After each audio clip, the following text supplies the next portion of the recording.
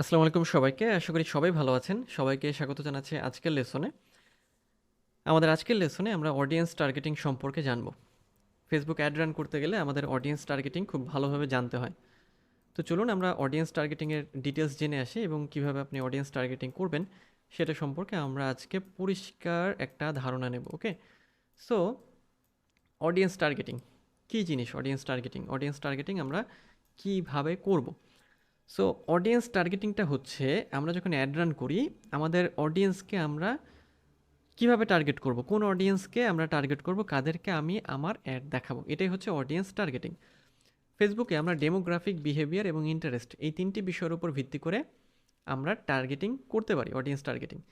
তার মানে অডিয়েন্স টার্গেটিংয়ের ক্ষেত্রে আপনি মাথায় রাখবেন, আপনি যে ব্র্যান্ডের অ্যাড রান করছেন বা যে প্রোডাক্টের জন্য আপনি অ্যাড রান করছেন তার টার্গেটেড অডিয়েন্স আসলে কারা হবে, এটা আপনাকে অ্যানালাইজ করতে হবে। এই জন্য শুরুর দিকে যেটা বলেছিলাম যে আপনার অডিয়েন্স কারা, আপনার প্রোডাক্ট কী, আপনার বাজেট কী, আপনার অ্যাড কপি কী, সব আপনাকে সুন্দর করে সাজিয়ে গুছিয়ে নিতে হবে, মানে প্ল্যান করে নিতে হবে। ওকে, সো এটা মাথা খাটিয়ে বের করতে হবে, কারণ এক একটা টপিকের এক এক রকম হবে।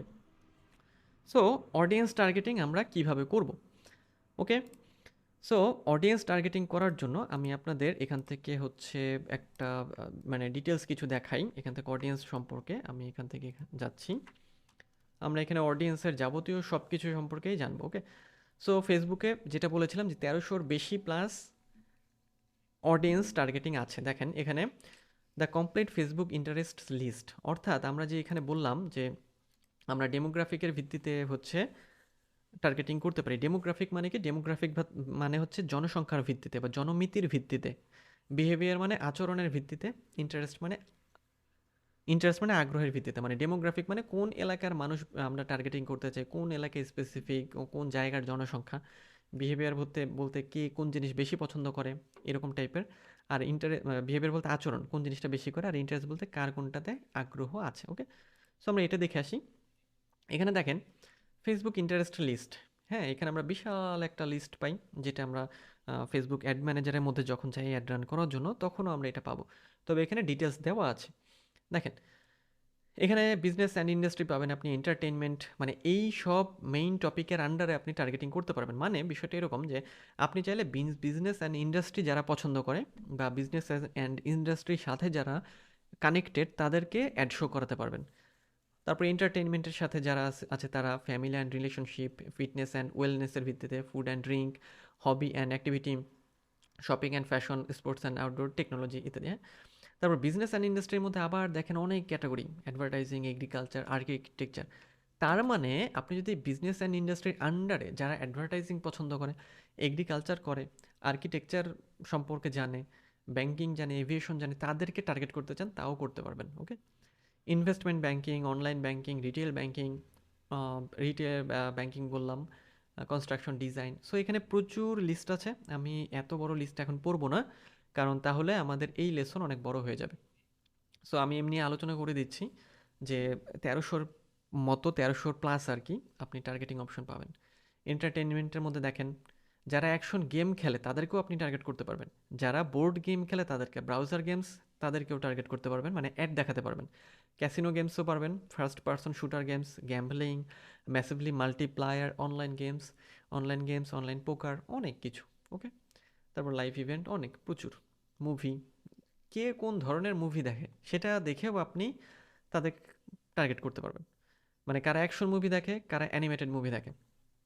ধরা যাক আপনার কোনো প্রোডাক্ট আছে, যে প্রোডাক্টের টার্গেটেড কাস্টমার হচ্ছে যারা অ্যাকশন মুভি দেখে, সেক্ষেত্রে আপনি এটা সিলেক্ট করে দিতে পারেন বা আপনি এইভাবে টার্গেটিংটা করতে পারবেন। ওকে, সো দেখেন এখানে রিডিং আছে, মানে মেইন ক্যাটাগরি রিডিং, টিভি, তারপর ফ্যামিলি অ্যান্ড রিলেশনশিপসের মধ্যে এই বিষয়গুলো। ওকে, সো প্রচুর পরিমাণ টার্গেটিংয়ের অপশন আছে, ঠিক আছে।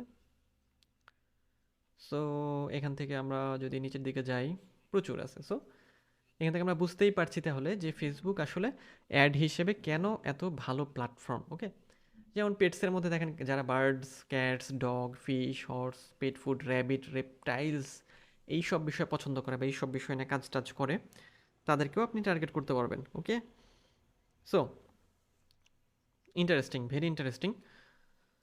সো এই হচ্ছে আমাদের ডিটেলড টার্গেটিং। আমরা যখন অ্যাড ম্যানেজারের মধ্যে যাব তখন আমরা কি করব, তখন আমরা এই বিষয়গুলোই এক্সপ্লোর করব প্র্যাকটিক্যালি।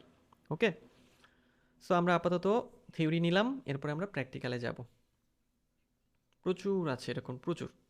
নেক্সট, তাহলে এটা আমরা জানলাম। এখন আমরা তাহলে কি জানলাম, যে আমরা অডিয়েন্স টার্গেটিং করতে পারি ডেমোগ্রাফিকের ভিত্তিতে, বিহেভিয়ারের ভিত্তিতে এবং ইন্টারেস্টের ভিত্তিতে। নেক্সট হচ্ছে অডিয়েন্সের ক্ষেত্রে দুটি বিষয় আপনাদের জানতে হবে, একটি হচ্ছে কাস্টম অডিয়েন্স আর একটি হচ্ছে লুকে লাইক অডিয়েন্স। তো কাস্টম অডিয়েন্স কি আর লুকে লাইক অডিয়েন্সই বা কি? কাস্টম অডিয়েন্সটা হচ্ছে আপনার পেজের সাথে যে অডিয়েন্সগুলো এঙ্গেজ করেছে, লাইক করেছে, কমেন্ট করেছে, শেয়ার করেছে বা ফলো করেছে, তারা হচ্ছে আপনার কাস্টম অডিয়েন্স। অর্থাৎ তারা আপনার পেজের সাথে অলরেডি ইন্টারাক্ট করেছে। যখন আপনার পেজের কিছুদিন বয়স হবে বা আপনার পেজ কিছুটা পুরাতন হবে, তখন আপনার পেজে একটা কাস্টম অডিয়েন্স তৈরি হবে। কিন্তু নতুন অবস্থায় আপনি কাস্টম অডিয়েন্স তৈরি করতে পারবেন না, এবং কাস্টম অডিয়েন্স ব্যবহার করেই আমরা রিটার্গেটিং বা রিমার্কেটিং করে থাকি। সো কাস্টম অডিয়েন্স তাহলে আমরা বুঝলাম যে আমাদের পেজের সাথে যারা ইন্টারাক্ট করেছে তারাই হচ্ছে আমাদের কাস্টম অডিয়েন্স। আমরা কাস্টম অডিয়েন্স তৈরি করতে পারি কীভাবে? আমাদের কাস্টমার লিস্ট থেকে, মানে লিড যেখান থেকে আমরা কালেক্ট করি আর কি, লিডের মাধ্যমে, ওয়েবসাইট থেকে বা অ্যাপ ট্রাফিকের মাধ্যমে। ওকে, তারপর হচ্ছে engagement across Facebook and Instagram, মানে আমাদের ফেসবুক আর ইনস্টাগ্রামের ফলোয়ারদেরও আমরা কাস্টম অডিয়েন্স বানাতে পারি, বা তারাই আমাদের কাস্টম অডিয়েন্স। ওকে, সো কাস্টম অডিয়েন্সের ক্ষেত্রে আমরা আরও বলতে পারি যে আমাদের ওয়েবসাইটে যারা আসে, আমাদের কাস্টমার লিস্টে যারা আসে, যারা আমাদের ওয়েবসাইটের মধ্যে ভিজিট করে, তারাই হচ্ছে আমাদের অডিয়েন্স, কাস্টমার কি। আর লুকে লাইক মানে কি? লুকে লাইক অডিয়েন্স মানে হচ্ছে যে, মনে করুন আমার যে কাস্টম অডিয়েন্স আছে, এই অডিয়েন্সের মতোই আর যারা অডিয়েন্স আছে তারাই কাস্টম অডিয়েন্স। যেমন a lookalike audience uses an existing custom audience you select for its source audience. অর্থাৎ যখন আমি লুকে লাইক অডিয়েন্স ক্রিয়েট করব আমার রিমার্কেটিংয়ের জন্য, রিটার্গেটিংয়ের জন্য, তখন আমি কাস্টম অডিয়েন্স দিয়েই লুকে লাইক অডিয়েন্স তৈরি করব। তার মানে আমি কাস্টম অডিয়েন্স তৈরি করে লুকে লাইক অডিয়েন্সের দিকে যখন যাব বা লুকে লাইক ক্রিয়েট করব, তখন ফেসবুককে আমি বলবো যে হ্যাঁ, আমার কাস্টম অডিয়েন্স হচ্ছে দেখো এগুলা, আমি চাই তুমি আমার এই কাস্টম অডিয়েন্স দিয়ে আমাকে একটা লুকে লাইক অডিয়েন্স বানিয়ে দাও। অর্থাৎ আমার পেজের যে কন্টেন্ট আছে সেই রিলেটেড বিষয় বা সেই রিলেটেড অ্যাড আসলে আর কে কে দেখে, কোন কোন ইউজার দেখে, সেটা তখন ফেসবুক খুঁজে বের করবে আমার ওই অডিয়েন্সের ইনফরমেশন নিয়ে। ওকে, তাহলে কি হয় যে আমাদের প্রথমে কাস্টম অডিয়েন্সটা লাগবে, এরপরে আমরা লুকে লাইক অডিয়েন্সে যাব। To create a lookalike audience, our system leverages information such as demographics, interest, and behaviors from your source audience to find new people who share similar qualities. তার মানে আমি যেটা বললাম সেটাই বলছে মেটা, যে আমাদের যে মেইন অডিয়েন্স, সোর্স অডিয়েন্স, যেটা সোর্স অডিয়েন্স মানে কাস্টম অডিয়েন্স, সেই সোর্স অডিয়েন্সের উপর ভিত্তি করে কি করবে ফেসবুক? সিমিলার কোয়ালিটির নতুন পিপল খুঁজে বের করবে। মানে একই টপিক পছন্দ করে, একই জিনিস দেখে, একই জিনিস কেনে, এরকম টাইপের ইউজারদের সার্চ করে তাদেরকে আমাদের অ্যাড দেখাবে। ওকে, সো এটা হচ্ছে লুকে লাইক অডিয়েন্স। সো যখন আপনি টার্গেটিং করবেন আপনার কাস্টম অডিয়েন্স এবং লুকে লাইক অডিয়েন্স, এই দুটো বিষয় সম্পর্কে অবশ্যই আপনার পরিষ্কার ধারণা থাকতে হবে। তা না হলে আপনি ভালো অ্যাড রান করতে পারবেন না। কারণ প্রথমে আপনি যখন অ্যাড রান করবেন, একবার, দুইবার বা তিনবার আপনি অ্যাড রান করে ফেললেন, আপনার কিন্তু ভালো পরিমাণ একটা কাস্টম অডিয়েন্স ক্রিয়েট হয়ে গেল। পরবর্তীতে আপনার যেটা করতে হবে, ওই কাস্টম অডিয়েন্সকে ব্যবহার করে আপনাকে রিমার্কেটিং করতে হবে বা রিটার্গেটিং করতে হবে। তখন আপনি কি করবেন? কাস্টম অডিয়েন্স ক্রিয়েট করবেন এবং দেন এরপরে লুকালাইক অডিয়েন্স তৈরি করবেন, এবং দেন তারপর আপনার সেল দেখবেন বেশি আসবে। ওকে, সো এই হচ্ছে আমাদের অডিয়েন্স টার্গেটিং।